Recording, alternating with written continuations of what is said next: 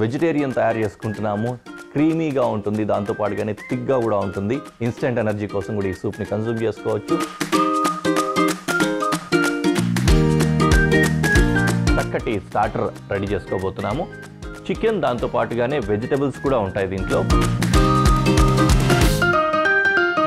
కొద్దిగా Italian touch వచ్చే pasta తయారు చేసుకోబోతున్నాము, కాకపోతే మెడిటరేనియన్ స్టైల్లో.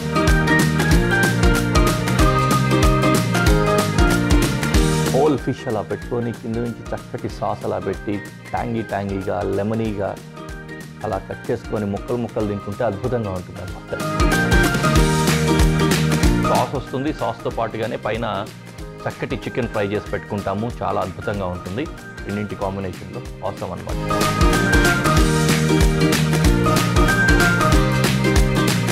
మంచి స్నాక్ అవుతుంది ఇది, చాలా బాగుంది. మీరు కూడా ట్రై చేయండి.